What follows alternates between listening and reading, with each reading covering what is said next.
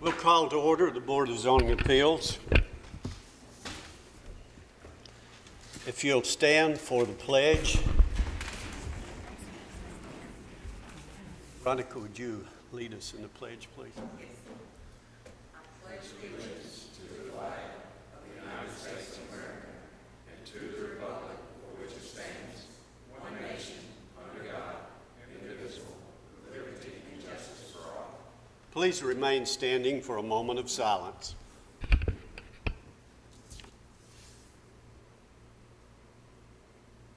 Thank you. Call roll, please. Gary Farley. Here. Veronica Buchanan. Here. Jerry Sartain. Joe Machado. Here. Michael Rather. Here. Jared Barrett. Zane Cantrell. Present. We have a quorum. Okay, you have the minutes of the last meeting. Are there any changes or additions to those minutes? If there are no changes, I move we approve. Have a motion that be approved. Second. Have a second. All those in favor say aye. Aye. Those opposed, like sign. The minutes are approved. We have a number of items that we'll move as closely as, or as quickly as possible. We will, let me give you an idea of how we'll handle each one that comes before us. We'll have a report from our staff. Following the report, we will ask those of you who have something before us to stand or come up to the podium, and there may be some questions or additional information. Following that, on each item, we will have a public hearing. Please be prepared. We ask that you keep your comments within 3 minutes. We have reviewed all of the information about each item that comes before us, and we're pretty well up to speed on those items that we have. So we don't need to have long, drawn-out meetings. But when it's time for the public hearing, if you have something to say, we'll ask you to come to the podium, give your name, and then share that information with us. The first two items are from Jake Lloyd, and these concern fireworks stands, and we will have a report on both of these, and then we'll go back and have the public hearing on them and give you information on it. So what do you have on those stands? Thank you. We have two applications. I'll start with 2017-27. It involves the property at 5630 Lebanon Pike. It's a 7.61 acre parcel. This site has previously been approved for the same request the past few years with no incidents or complaints regarding the temporary fireworks station. It's located on an existing site with a business supply store and they will be located towards the front of the parking area. There's ample parking area, and we did not receive any phone calls regarding this particular request when we posted the sign. And these are photos of the surrounding area. And all of the details that were approved, like the hours of operation, the dates of operation, the signage, the applicant has not proposed any changes.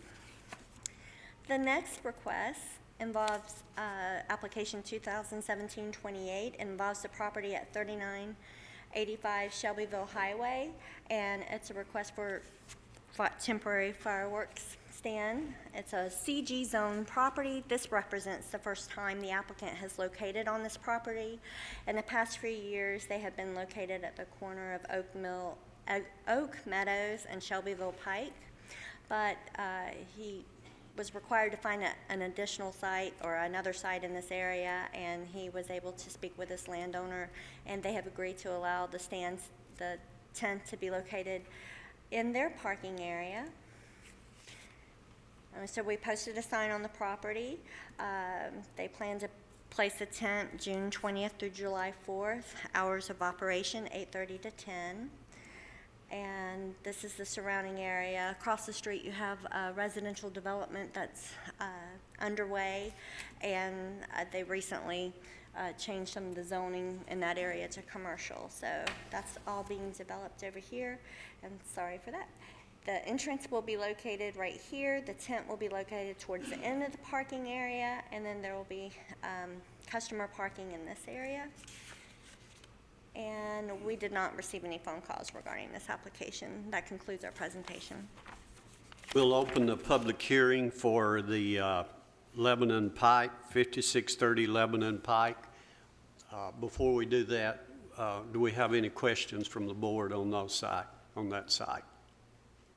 Okay. We'll open this then for a public hearing. Do we have anyone here that's representing this request? If you'll just stand where you are. Okay, that's fine. Just want to make sure you have a representative here. We'll open this for a public hearing for anyone who'd like to speak on this request. Close the public hearing. Do we have a motion on it? Move to approve. Have a motion to be approved. I second it. Got a second? You have a question? I don't have a question, Mr. Chairman, but I'd like, since last month I made the same statement, but I want it to be known, I don't have a conflict in any of these fireworks stands. I just want to be known that as Director of the State Fire Marshal's Office, that the licensing and permits fall under my office, and I just want that to be up front and let people know, but I do not have a conflict, so I will vote my conscience. Okay, we so noted. We have a motion and a second. Call the roll, please. Gary Farley, Yes. Veronica Buchanan, Yes. Joe Machado, Yes. Michael Rather, Yes. Jared Barrett, Yes. Zane Cantrell. Yes, it is approved. The second site at 3985 Shelbyville Highway, are there any questions on that? We'll open this for a public hearing for anyone who'd like to speak on this request. Close the public hearing. I move to approve it. Have a Second. motion to be approved. Second. Call the roll, please. Gary Farley, Yes. Veronica Buchanan, Yes. Joe Machado, Yes. Michael Rather, Yes. Jared Barrett, Yes. Zane Cantrell. Yes. The next item we have is a request by Richard Reeves, who is requesting temporary special exemption approval for the Barrow Pit, which is out next to the landfill.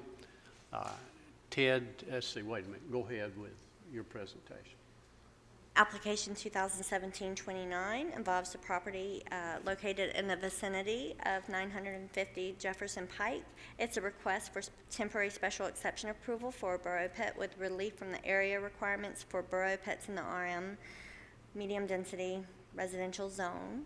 You've seen this application on multiple occasions, with the last time being September 14th, 2016. And they are seeking to renew the burrow pit application with all the same conditions that were in place. And so we've incorporated that in our recommended conditions. We've not received any phone calls regarding this, with the exception of one informational call. They were inquiring as to whether or not the signs indicated a zoning change, which I reassured them that it was the burrow pit that they would like to continue to renew. And so we posted signs in the area, 3 to be exact, since it's such a large parcel. And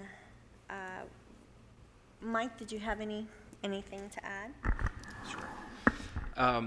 This site is on our monthly inspection for stormwater compliance, and I sent my inspector out just yesterday and to re-inspect it, and he said it's all in good order. Anything else on that? No, sir. Okay. Ted, did you have some comments, if you'll come around? Okay, so we have some questions here. Or Richard, either one of you. Okay. This has been an ongoing process for how long now? 2012, September 12th, 2012 was the first time. And the good thing about this, it's adjacent to the landfill, and it doesn't have to get out on the highway, as a lot of this fill is brought in from the highway. So I imagine this has been probably a good thing for the residents out there and the county. Ted, go ahead. Good evening. I'm Ted Goodman of Murphy and Goodman Attorneys. We represent the applicants, Richard Reeves and Joan Reeves, in this special exception application. Next slide, please. And this is a request for renewal of the special exception permit, which allows Mr. Reeves to sell clay to the adjoining BFI site, which is a necessary part of the landfill operations. And the permit is called a borrow pit permit. Next slide. It is the Richard and Joan Reeves property, which is 215.66 acres on East Jefferson Pike, which is directly adjacent to the BFI property. Next slide. This is the map of the property. It's the survey we've all become pretty familiar with. This is East Jefferson Pike. This is the BFI property. This is the Riverwalk subdivision, and the areas in hatch marks are the areas that have already been approved for borrow pit permits that we're asking to have renewed this evening. Next slide. This does not extend or expand the life or scope of the landfill. The clay is normally trucked in on dump trucks from other sites across the public roads. So if they cannot get the clay from Mr. Reeves, they would inevitably get it from some other source, requiring extensive dump truck traffic on the public roads. This merely allows them to take the clay directly across the fence row without ever going on the roads. Next slide. It takes about 50 dump truck trips a day off of the public roads, which preserves the road surfaces, reduces the possibility of traffic accidents with dump trucks, and reduces congestion. Next slide. Mr. Reeves has made a number of commitments to you all, to the county, and to his neighbors. He reaffirms and renews and will continue to honor those, and all of those commitments and promises are in writings, memorialized, and filed with the Planning Commission. Next slide. Some of the highlights of those: excavation occurs from only one section of 5 acres or less at any time. Prior to extracting the clay, the topsoil is removed and stored on site. And then after the excavation is complete, the topsoil is returned and the property is reseeded to restore it. And the property is conducted with, so that 6 months after the project is complete, the land should appear undisturbed. Next slide. No blasting will occur during the project. All dump trucks and service trucks involved in the project are prohibited from entering or exiting through any residential neighborhood, and excavation occurs only during daylight hours. Next slide. All borrow pits are set back at least 150 feet from all residential property lines, at least 50 feet from all other property lines, and the applicant will continue to utilize extensive efforts to prevent dust, erosion, and air pollution. Next slide. And the BZA retains extensive oversight over this project. We are required to come back at the end of every permitting period to request renewal, just like we've done a number of times, and that is 6 months with the potential of a 3-month administrative extension. So we're required to come back at least every 9 months to request renewal from you all, which allows the BZA to continue to police the applicant's fulfillment of their commitments and obligations to the board, to their neighbors, and to the county. Thank you. Do we have any questions? Jared? Go ahead. Of the 70.9 acres, how much has been borrowed and what's left to be borrowed? Mr. Reeves, how much has been borrowed and what's left to be borrowed?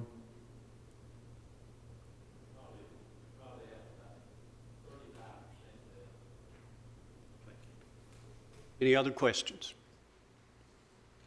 Thank you, Ted. Thank you. We'll open this for a public hearing for anyone who'd like to speak on this request.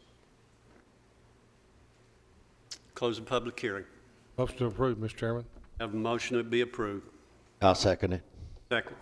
Call the roll, please. Gary Farley, Yes. Veronica Buchanan. Yes.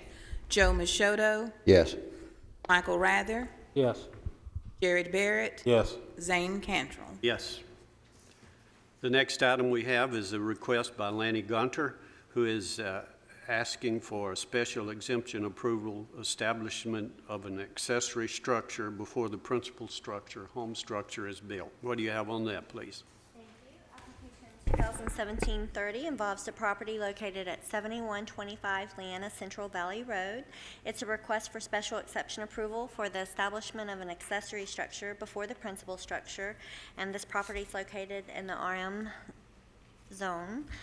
It's a 3.44 acre parcel. It's recently subdivided, and the applicant plans to construct their home within 2 years. They are proposing to build the accessory structure towards the back of the property, and they're aware of the setbacks that are required, where they can store construction materials and tools related to the construction of the home that will be taking place. We did not receive any calls regarding this request, and we posted a sign upon the property. And these are photos of the surrounding area.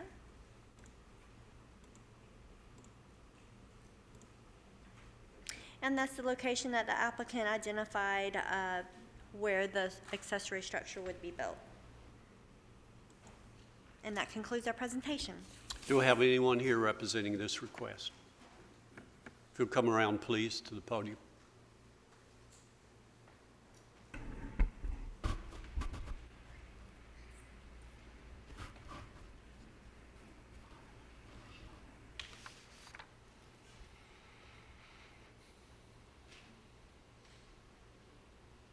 You'll give us your name and any additional information you want to share.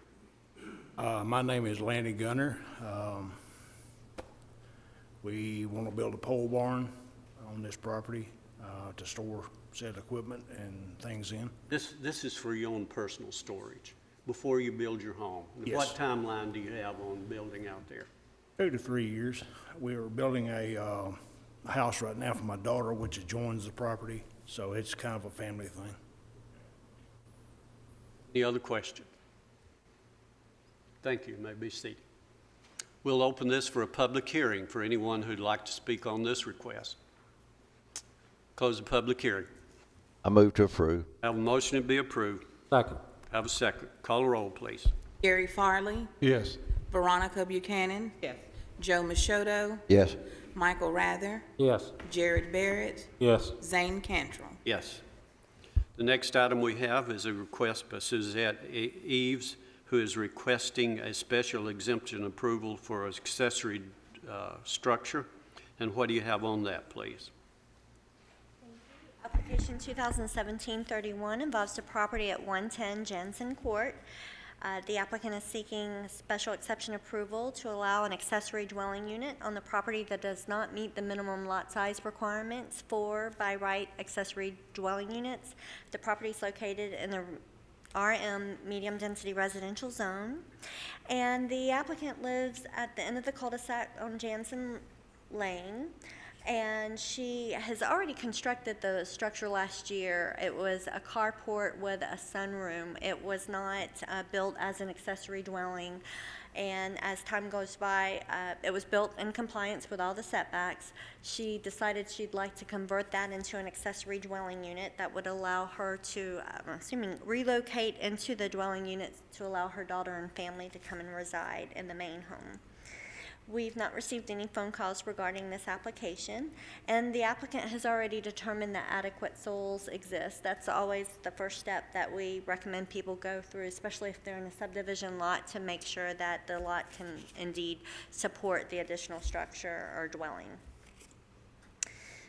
So these are the surrounding properties, and that's the structure. That's where it's located, behind the existing residence, but it's accessed using the existing drive.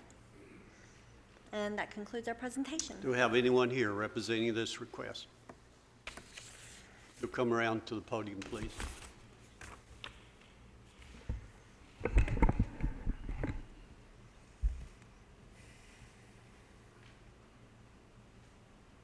You'll Give us your name and any additional information you want to share about. My name is Suzette Eves. I've lived on this property for about 7 years, and due to the recent death of my husband, I need to downsize, and so my daughter is hoping that we can move her into the main house, and then I will move into the smaller structure. Any questions? No question. Thank you.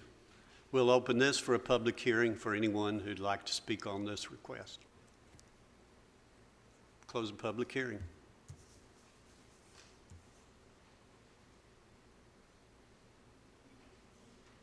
Move to approve. Have a motion to be approved? Have a second? Call the roll, please. Gary Farley, Yes. Veronica Buchanan, Joe Machado, Yes. Michael Rather, Yes. Jared Barrett, Yes. Zane Cantrell. Yes. The next item we have is a request by Stuart and Darcy Leach, who is requesting a variance relief from a building on a lot with only 21 foot next to the street. So what do you have on that, please? Thank you. Application 2017-32 involves the property located at 6670 John Bragg Highway. It's a request for variance relief from Section 1101H of the zoning ordinance that would allow the construction of a building on a lot with only 21 feet abutting the public street for property located in the RM zone. This is the subject property. It's 29.77 acres. And the applicant would like to construct their single-family home on the property. And a couple months ago, they approached staff to determine whether or not they would be able to obtain a building permit. And because the property itself,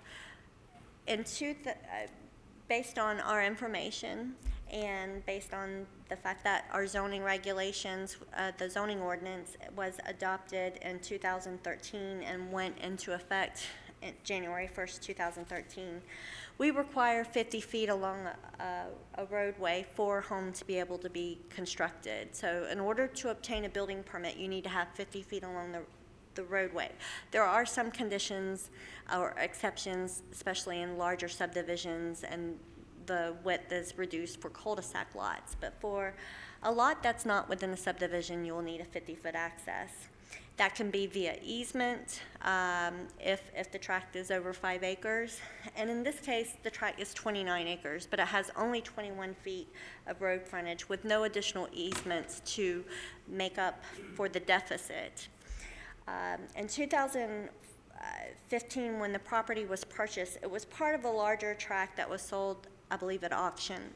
And that portion, the entire tract was conforming prior to the sale because it had a portion of road frontage along Fullerton Road that met the 50-foot requirement. When the lot was sold off, though, it was sold off without having an easement to Fullerton Road, and it was completely reliant on the John Bragg access, which was only 21 feet, and it was assumed by the auctioneer that it would be grandfathered. So the applicant has been advised of what their options are to obtain an easement from adjacent property owners, and they have decided to seek variance relief from our provision requiring 50 feet. That would allow them to obtain a building permit, if granted, for their single-family home on this 29 acres. We received one informational call from the adjacent property owner, which he was representing the church to the east. And we posted a sign on the property, and it's along John Bragg Highway. And as you can see, this is the map that the applicant provided us. So you can see the 2 tracts that were sold, you can see, or 3 actually, and the access to Fullerton Road for the tract 2. But the 21-foot access to John Bragg was relied upon for tract 1, which is the applicant's tract.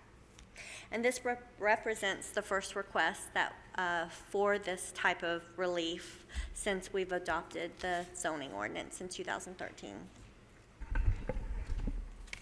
Even with a flagged lot, you still have to have 50 feet. Is that correct? You have to have 50 foot at the road. If you have 50 feet at the road, it can be reduced to 25 feet until you get to the building area, and it bumps out to the required lot width for that zone. So it's not 50 feet along the entire access point, but just 50 foot at the road, and then it can go down to 25 feet. The planning commission still approve flag lots? Yes. Do we have anyone here representing this request? If you'll come around, please.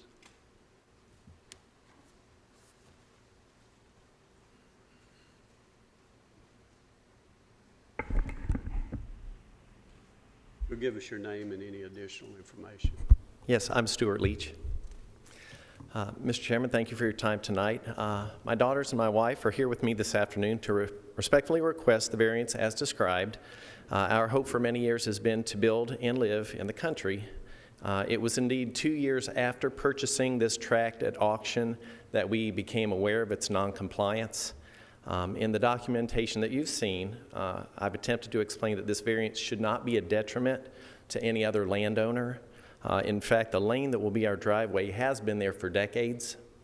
So we humbly ask for the board's consideration in this matter and promise to be good neighbors. Together, my wife and I have coached many children in Rutherford County to be cross-country runners, and she and I continue to teach in the classroom because we believe it's one of the best ways to do unto others. Our community is full of people who invest in others because of the gratitude in their own hearts. And as a family, we hope to build a residence that will be a blessing to more than just ourselves. And thank you for your time. You tried to get easements from each side here, the owners on each side of that. Well, initially, my challenges appeared to be utilities. And so in talking to neighbors about the 40 feet that MTEMC requires for overhead power, nobody has been willing to let their trees be cut down. And so I haven't even broached an access easement, and honestly don't understand quite what that would involve that's different from an electrical easement. I really hate it that you've gotten into this predicament, and you know, I really have reservations about approving that myself. Sure. Because of what could happen in other options that take place. I understand. We require that 50 foot, and there's good reasons for that. So I don't know if you could talk to your neighbors there and get some kind of easement where you... Well, land Not just ownership this is property, but right. it's all other Sure, property. and I'm not here to set a precedent for others. Is the purpose for that primarily for emergency vehicles or construction equipment, the 50-foot abutment rule? Is it? Okay. Okay.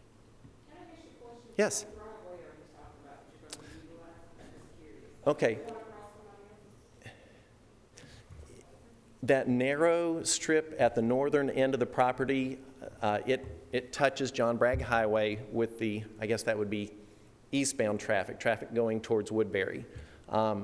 But that lane went all the way to the old Woodbury Highway before John Bragg was ever built. You're going to have to cross over somebody else's property No, to get... that's not true. No, it's just the width, it's the width of the driveway. So it's not an easement, it's just 21 feet in width that we own.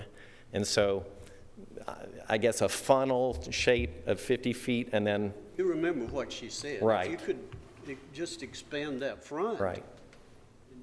Go down smaller, you know, to 25 foot. Mm-hmm. Probably wouldn't require cutting trees or anything else, huh? Right, right. Yes. Uh-huh. If I might add something too, you have the luxury of a median cut. We right- do, yes, Right in front true. of your driveway. Mhm. I would approach the church and say, hey, can we work something out? I've got a median cut. I need some easement land. Maybe we can work something out so they could use that small portion to get out and be able to turn left and go towards Murfreesboro. You see what I'm saying? Might offer it to them, just that the small end, not the whole length of your access. Just say, can we work something out? I'll let you use this access in to get to that median cut, so people leaving the church can come out to that median cut and turn left and go Okay. towards Murfreesboro instead of having to go Sure. south, or go east and then go back west To make a U-turn. to make a U-turn. Right. So I would propose that. Okay. Prefer to delay this and give you more time to work on it, or do you want an answer tonight? Well, this is, seeking a variance and talking with the planning office seemed like the path of least resistance. I suppose going to a surveyor and doing those other things would be more costly, so I guess. Land is, it's costly. So, so if I say, let's put it to vote tonight, then that, if that is decided as a negative, then that's a final negative. Is that right? Thank you. You may be seated. Okay, thank you. We'll open this for a public hearing for anyone who'd like to speak on this request. Close the public hearing. I'll entertain a motion on it. Chairman, I hate it for the gentleman. I mean, I think he got some bad advice. But I think this will be setting a slippery slope for us for future applications. And so I'll make a motion that we deny the request based on it doesn't meet our regulations. Second. Second. Call the roll, please. Gary Farley, Yes. Veronica Buchanan, Joe Machado, Yes. Michael Rather, Yes. Jared Barrett, Yes. Zane Cantrell. Yes. The next item of business is a request by Jonathan Taylor, who is requesting a special exemption approval for a major home-based business involving a lawn maintenance service. What do you have on that, please? Thank you. Application 2017-33 involves the property at 1625 North Lovern Road. And it's a request for special exception approval for the establishment of a major home-based business involving a lawn maintenance services upon this property, which is zone RM, residential medium density. It's a 10.94 acre parcel that's developed as a home with several outbuildings. And the applicant has a landscape business, and he would like to continue to operate his landscape business as a major home-based business from this location. He indicates in the application that there will be no customers going to the site, but he will have 2 employees that go to the site twice a day to drop off their vehicles and pick up their work vehicles, and then bring the work vehicles and equipment home back to the site, and then pick up their personal cars. The applicant indicates that those times would be 7 to 7:30 during the weekdays and 6 to 6:30 p.m. at nights. They plan to use this property in this manner at their residence for 2 to 3 years until the business expands and another site is needed. According to the application, the applicant said that they would meet all the standards that we have established for major home-based businesses. He would keep all of the equipment stored within a building. There are 2 buildings that are currently under construction, which have been permitted. But those buildings would be used for the business as well as a barn. The home is located off a private road in a subdivision.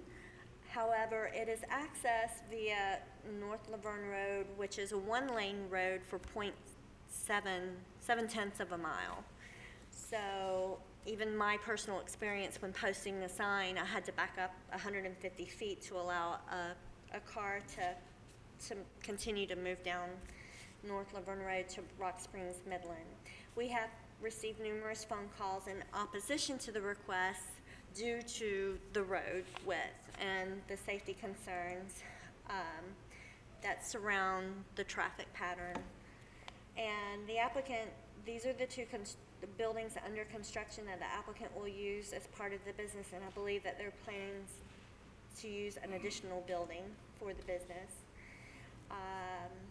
And we find that it meets most of the criteria, except for we had the concerns regarding the access to the property and the fact that it was a one-lane road. And that concludes our presentation. Do we have anyone here representing this? If you'll come around, please.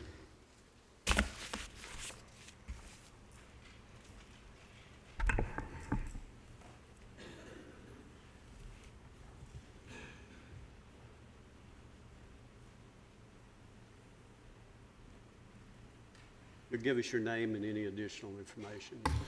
I am Jonathan Taylor, and this is Aaron. He's my business partner, so I asked him to come with me. Basically, my wife and 2 kids bought this house in March. Upon purchasing, we asked the previous homeowners, real estate agents, about what we were doing directly, and all seemed to think that it would be all right. We did not ask the zoning board, obviously. And so basically what we do is a lawn care business. We're full property maintenance, so we do everything out of the back of the house at this point until we're financially able to move off of it and have more vehicles. I did this exact same thing in a prior residence, so moving to this amount of acreage, then it was a benefit for us in that scheme as well. We have already made steps to move 2 of our vehicles completely off the property at a storage site so that they are gone, and those are also what we call the mowing crew. So those are the guys that mow grass. And then after that, that would allow us to meet all the requirements of a major home business. How many crews would you have going in and out?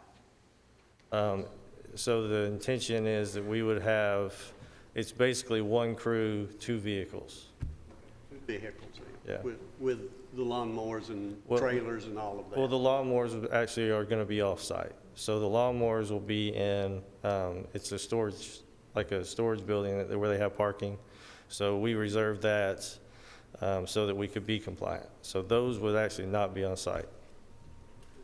Then what would be on site? So what would be on site is what I basically do. So my truck with an enclosed trailer that has so irrigation stuff, land prep stuff, all within that enclosed trailer. And then another truck that does the same stuff, just typically doesn't have a trailer. How many workers would you have coming in on site each day? So 2 people and then myself. Actually be 3 of you then, right? Well, but I'm not included in the major home business, correct? Okay, yeah, so 3. Any other questions? You made a statement, and when we just heard another statement, your real estate agent told you this would be okay? Yeah. Yes, sir. Any other questions? Thank you. You may be seated. We'll open this for a public hearing for anyone who'd like to speak on this. If you'll come around to the podium, please.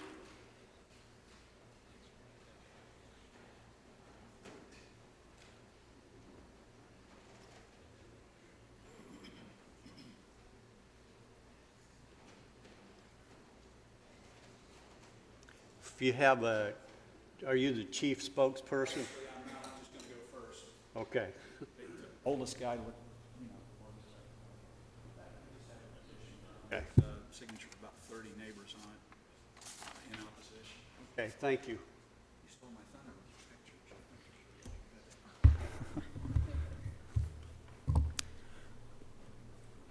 pictures. Okay. My name's Tom Fitzpatrick. I live at 1825 North Lovern Road, and I am opposed to the exception, as are most of the residents of North Lovern Road. Our opposition is based mainly on a concern for the safety of all of our neighbors, including what is currently about 30 young children. There are other factors as well affecting quality of life that we are concerned about. As most of you are aware from the pictures, it is a one-lane road leading into the private road section. And her map and my map, the only difference is I show you in red there how much of that is one lane. It details it. It's about, as she said, about 0.6 miles of one-lane road. And if you'd show the next picture, please. This shows the entrance from Rock Springs onto North Lovern. That's one lane going for about 3/10 of a mile. The next picture, this is what a full-size pickup truck looks like on that. The next picture, that's the next section of it, about another 3/10 of a mile. And again, how much of that is taken up by a standard pickup truck? And just about everybody out there has a standard pickup truck at least. So, next picture. This is just the entrance into the private section of the road. It's a little wider, but the private aspect of it is very important. Next. This is just another picture of the idyllic nature of it. It's very park-like out there, and it's one of the reasons we all love it so much. Next, please. And that's just another shot of the neighborhood from the other end, showing you the nature of the properties and what we've got going out there. That's all. Thank you for that. As I say, our main concern is for safety. That one-lane road, if you're actually driving on that road and somebody is walking on it, there's not enough room for a car and a person to pass unless you go at a crawl, which we're all willing to do. And the one-lane road, the neighbors who have lived there for years, we have some that have been there for 20, and most of us in somewhere between 13 and 1 or 2. It's a cooperative thing. We understand that the road is, we all are in this together. So we all cooperate with each other. And immediately when except for the school bus driver. Immediately when the new business came in, we had conflict, and there was even a few mirrors clipped because of a lack of cooperation, a lack of respect for the traffic pattern. That is a safety concern. People run on that road, they walk their dogs on that road, children walk on that road. And then once you get into the private section of it, it really is like our driveway. It belongs to the homeowners association. The people that live on that private road section are responsible for the maintenance of it. And there are no sidewalks, and it's very unusual not to see people, kids riding their bikes, people walking for recreation, walking their dogs. It's a constant thing. And it is something that we're all very happy to have found. Everyone that has come out there has been very thrilled to find the seclusion, the lack of traffic, the no-through traffic, and the inclusion of the business is really affecting the flavor of it. And another concern that we really have is that if this one is granted, and I really question the number of vehicles and number of employees. I can tell you that we've seen routinely 5 vehicles at a time in the morning, and routinely 4 or 5 men milling around in the morning. And I don't know how much that'll be able to change, but that's what we would like to see happen, is all of it go away. We do not want to see the family go away. We're not unfriendly, and we're not mean, but we would like to see our neighborhood stay the way it is. And I think everybody here, and if you don't mind, could I have the people who are here in opposition stand up? Is that of any value? That's not necessary. Not necessary? Okay.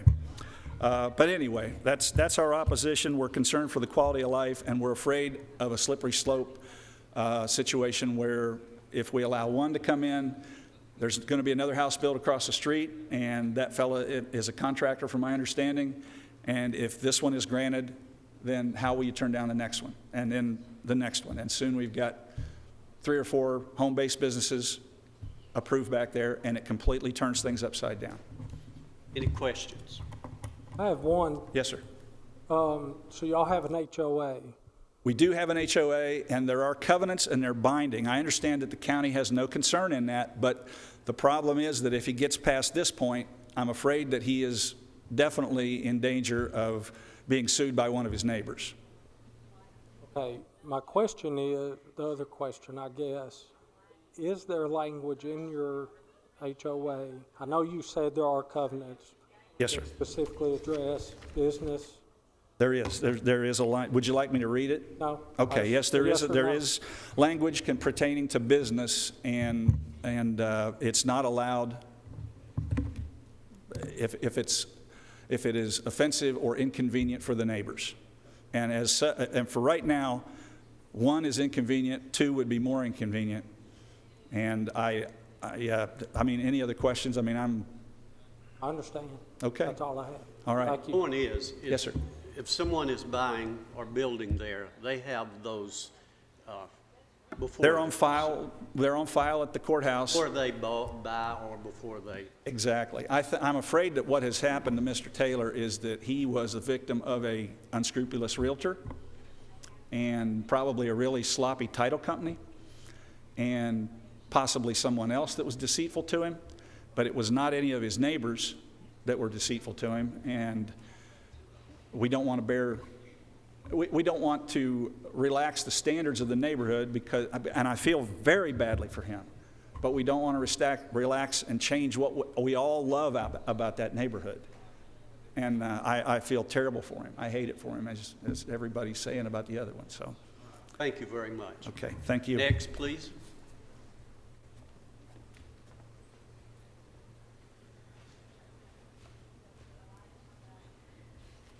Thank you, Mr. Chairman and the board, for letting us speak here today.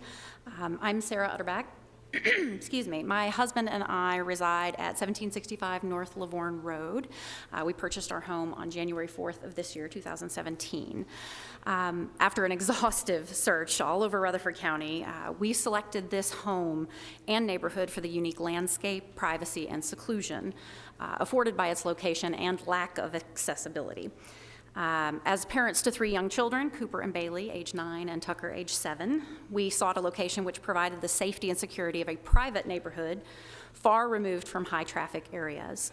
We found all that we were seeking in that private and secluded neighborhood at North Lavorne Road. My husband and I also own a minor home-based business.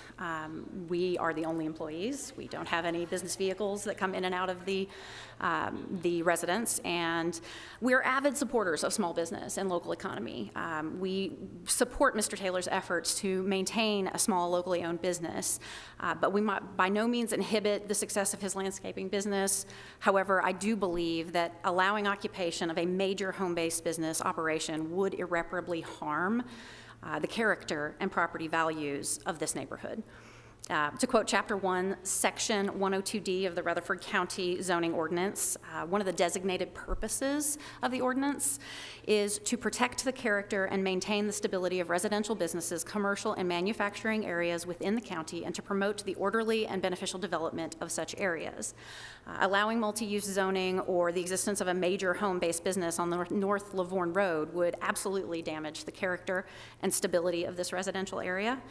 The seclusion of this neighborhood is in no small part, the seclusion is due in no small part to the minimal accessibility of the road. It's a small, winding, you've heard all the details about the road. By nature, it provides low accessibility and visibility. It is a barrier for high volume traffic. Maintenance of that road, as Tom mentioned, was at the expense of the residents. And so the increased traffic by these large commercial use vehicles, which, they're not 1-ton commercial trucks, but they are commercial use. They're the flatbed trucks. I have witnessed them. I live only a few houses down. And it would cause rapid deterioration of the road conditions, which would create a greater expense for the residents. And then the existence of this commercial business would allow non-resident employees to occupy the neighborhood daily. And that actually would change the privacy and security of this neighborhood, which were the 2 main reasons we purchased here.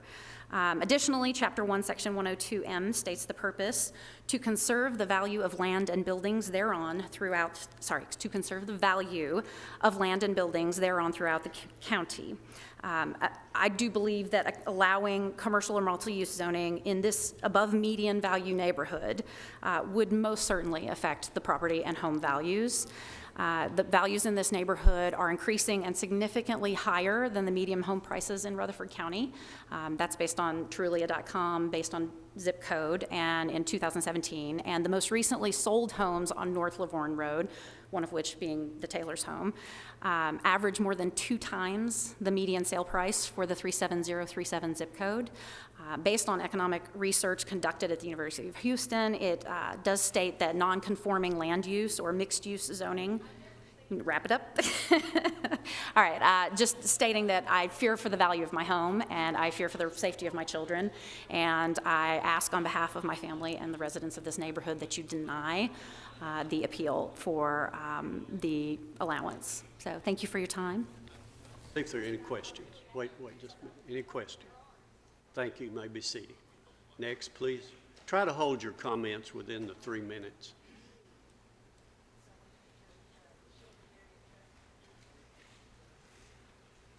My name is Timothy Moore. I reside at 1785 North Laverne, as you all call it. I have the same concerns. The biggest thing that I have is that I grew up in the country in Texas. I moved here, met my wife, went to school with probably some of you all, Riverdale, 84, and there you go. And there wasn't another neighborhood like this. When we found it, it was a blessing. We moved out there.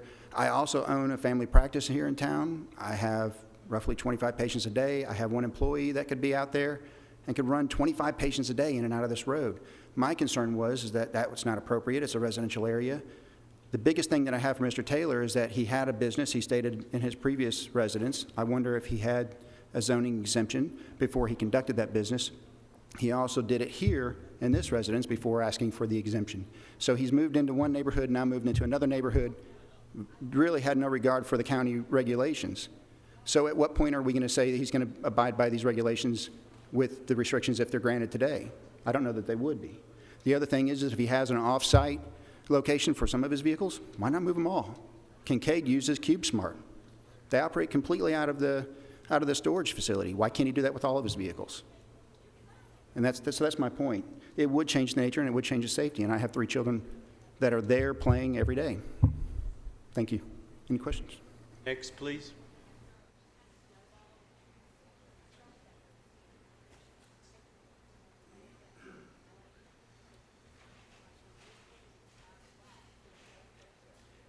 My name is Steve Wheatcraft. I live at 1805 North Lovern Road.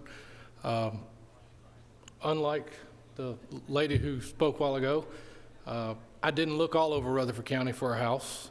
We actually pulled into this neighborhood and fell in love with it 1 year, almost to the day now, and we bought it. And I can honestly say I probably would not have bought that knowing that there was going to be a business on that road.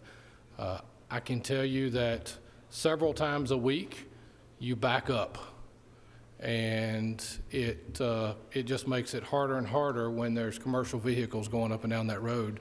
I live on the end, and I can tell you that on several occasions trucks with trailers have to come to the end to turn around because there is no other place to turn around, and even then it is very difficult. They end up pulling into the grass to be able to do that. So the maintenance issue is a huge deal.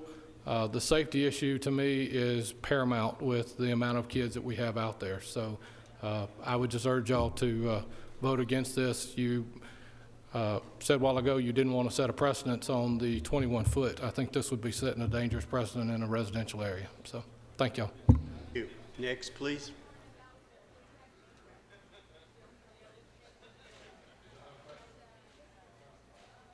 Zane, I'd like to ask him a question. I'm sorry. Go ahead. You say that they have trouble turning around.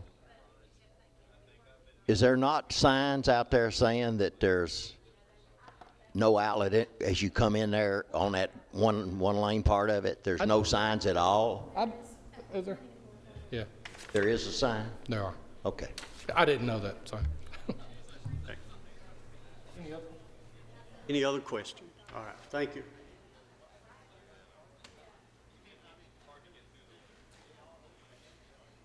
My name is Kirsten Jones. I live at 1710 North Lovern. At the beginning of North Lovern where you turn off, there is a no outlet sign. The road was built by the builder and it is not up to county standards at all or codes. And we have had, as a community, had to pool our money in the HOA to repair that road already.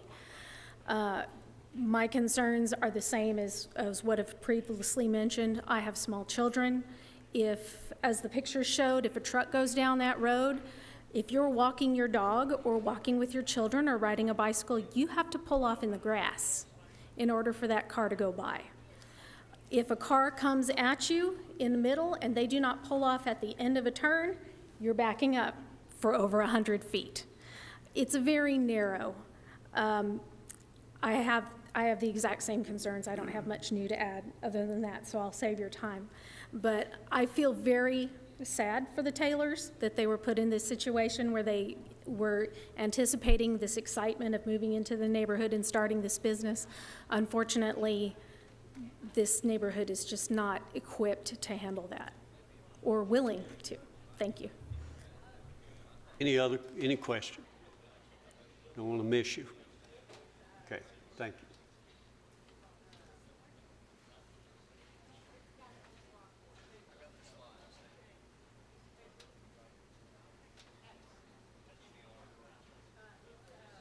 My name is Stephen Truman. I live at 1685 North Lovern Road. My wife and I bought here in 2006, and I started falling in love with the place when we turned onto North Lovern Road for the first time, and I thought, wow, this is going to be secluded and neat back here because it's of the narrow road, that we were going to have a lot of privacy back there. That was one of the big reasons I bought back there. I also have children, I have grandchildren, and I'm concerned about safety. Another thing that kind of bothers me a little bit is they're going to stay here 2 years and move out. Are they going to move in and set up this new precedent, which will make it difficult to stop other businesses from coming in, and then they're going to move away in 2 years? That doesn't seem right to me. Any question? Thank you. Next, please.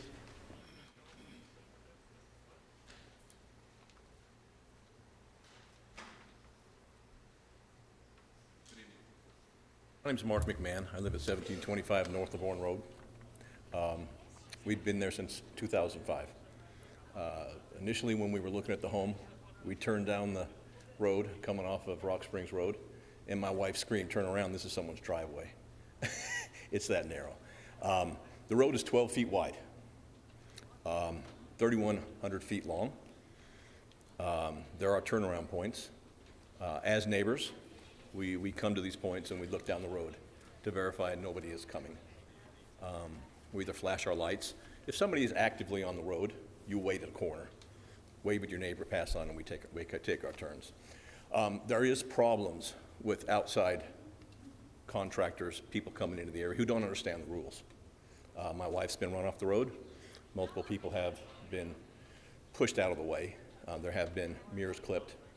Average size Ford pickup truck, or any pickup truck, full-size pickup truck, is 6 feet with mirrors. You're looking at 7 feet on a 12-foot wide road. A dually can run 8 feet wide, excuse me. A truck and a car can't pass. And if people don't know the rules, it is a safety concern. And I'm afraid that if we continue down this path, it'll be a slippery slope. We'll have more and more residents possibly will be requesting the same type of business permits if we change the zoning. And it's a safety concern of mine. I've been a small business owner. I feel very bad for this situation, but there are 30 other homes on this road with families that may be jeopardized in the future. I want to thank you for your time. Thank you. Thank you. Question? Hold on. I'm sorry. You say you've got rules. Are the rules posted somewhere? Is it in the homeowners association somewhere about the rules of who's got the right of way? No, it was just kind of a learned rule, a courteous type thing. You go down the road and you realize this isn't going to work. So as neighbors, we just kind of had this unmentioned, unwritten rule, just as neighbors being courteous with one another. So there are no rules. Well, just for my own information, who's got the right of way? The people coming in first or the ones coming out? Generally speaking, I don't have pictures, but as you come in off of Rock Springs Road, there is one corner where it's wide. There is enough berth for 2 vehicles to get around each other. As you continue down to the, let me see if we can see it here. If you look beyond the truck, which way are we looking? It turns right beyond the truck, and there is a turning point where it's wider. We wait at this corner here at where it's wide, and you'll get to this point and you'll look down the road. If there's someone actively coming, you'll wait and let them pass you, and then you'll continue on. At the corner down there, if a car is coming in that direction, they'll wait. And then there's another corner where we do the same thing. It's just kind of a courteous rule where we give birth to the vehicle that's actively in a position where they cannot turn around. Thank you. Thank you. Next, please.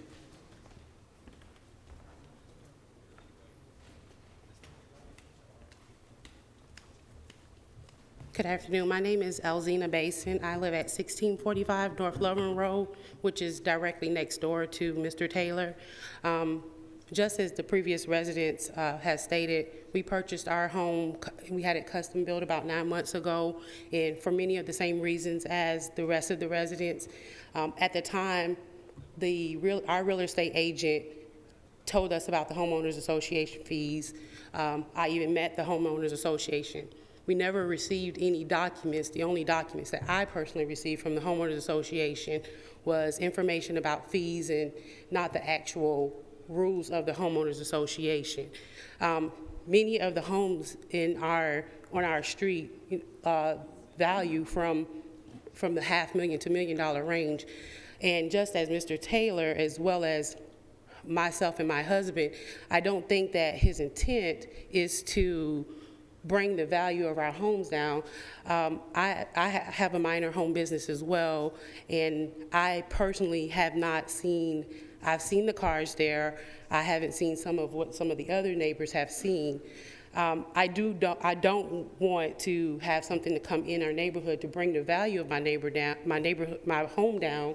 However, I do feel that just like some of us who are purchasing don't know the rules, I do think that only in fair to Mr. Taylor, that as a homeowners association, we should get together and we should, because he's already invested the money into the buildings that he did get permit for, to come up with some type of agreement so that we're all on one accord before allowing or not allowing him to have his business, because I don't think that it would be fair. I do think that I understand the safety of what it is. From what I have seen, I see the trucks go directly into his driveway. I don't see some of the other stuff. Not saying that, you know, we all come at different times. Other people see different things. However, I do think that in fairity, in all fairness, that as a homeowners association, we should get together. We should see what type of agreements we could come up with, and then we should come on a decision based on that. And then if it's not fair, then Mr. Taylor should proceed forward. Any questions? Thank you. Next, please.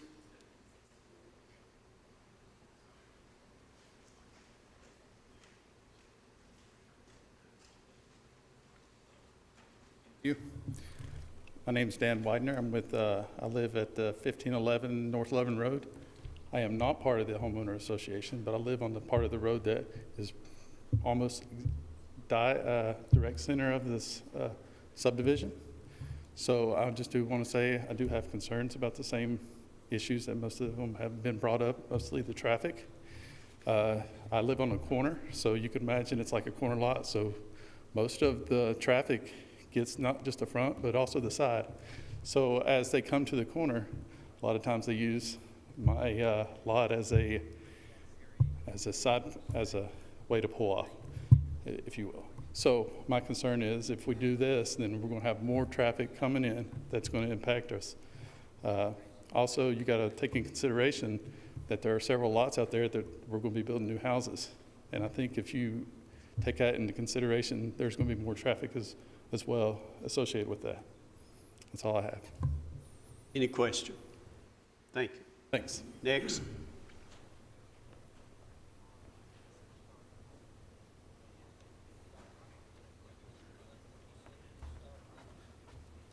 Thanks for y'all's time. Jeff Jones, 1745 North Labourne Road.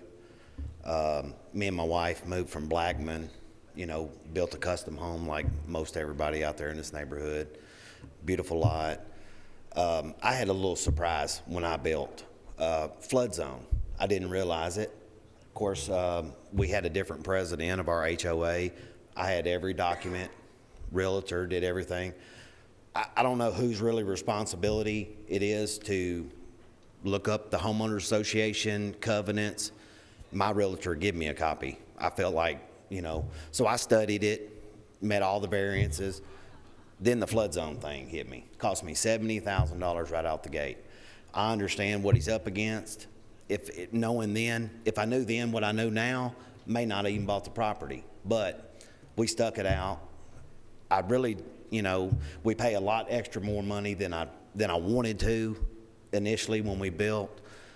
So I do understand his issues with buying a house and kind of maybe a little buyer's remorse there afterwards. Not for sure if he even permitted the buildings before he actually built them, because it seemed like 2 days after he bought the property, the building was up. I don't know when he moved in, didn't really pay that much attention.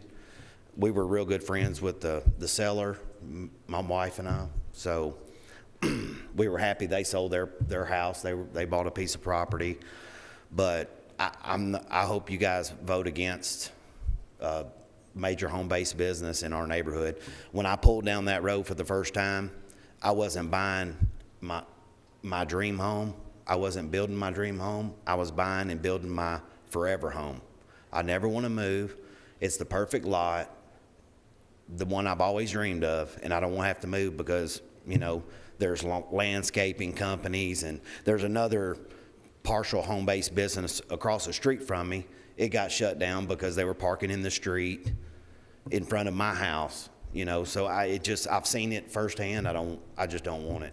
I pay my dues with super high flood insurance premiums, negotiation every year with the county on my taxes. I'm borderline where I don't want to say I built out of my means, but I'm right there at it, and I don't want to lose any of that because of home-based business in our neighborhood. Okay, any questions? Thank you. Next.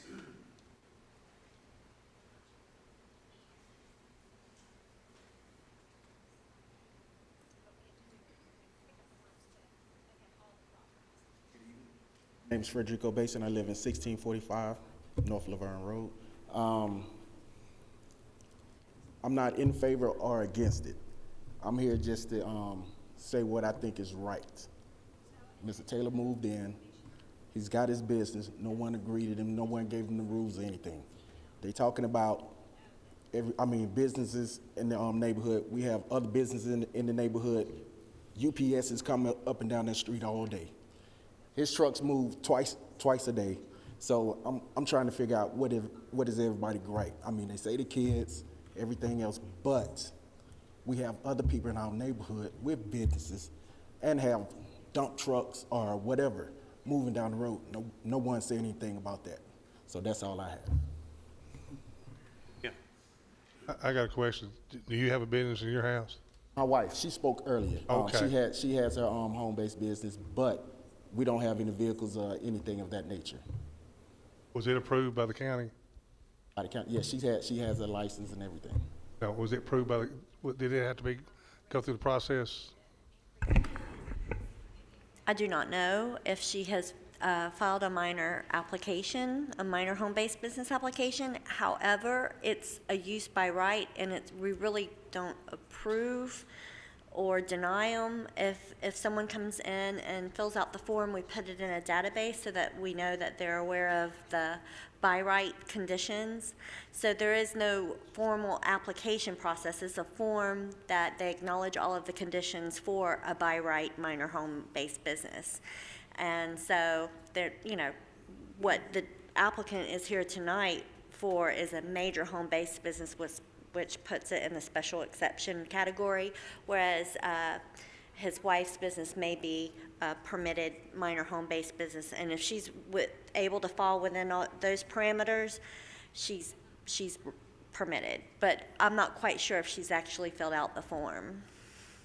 And that's my question. It's not required, but when people call and ask us, we forward them the form, we ask them to bring it in, so at least we have it in a database so we know who's already come in and found out what the conditions I guess what I'm are. trying to find out here is, Mr. Taylor was illegal. And my question is, if there's other businesses out there, are they legal businesses or are they illegal businesses? I have not been made aware of any other businesses. This is the first that I've heard Right, so, of. and that's why I'm bringing it up. Do we have others similar? They voluntarily come up here and said that. I just want to be consistent. Whatever we do, I'm all about consistency. Sure. I just wanted to kind of bring that up. Anything else? Okay, thank you. Anyone else, please come forward.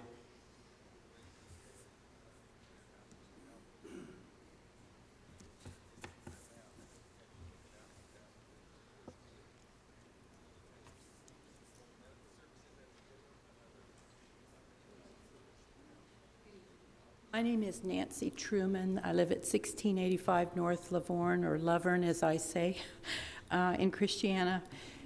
My husband and I purchased our home in January of 2006, and our real estate agent presented us with the copies of the amended restrictions or covenants and the easement. He presented that to us. I am the treasurer for the association, and if people ask me about the covenants, I give them to them, but I wasn't aware that that should have been my responsibility. I did take down our minutes, our financial statement, a roster, and the covenants and the amended covenants to Mr. Taylor, met him. It was after they moved in. My assumption was that he had already received them. He told me that he received different information, not the ones that I gave him. That was after the fact. My heart breaks for this family. They're a young family, and I understand their business, and they want to, that's their livelihood. I understand that this is a beautiful property for them. This is their dream home, and I think that's very important for people to be able to have their home and have a place that's safe for their children to grow.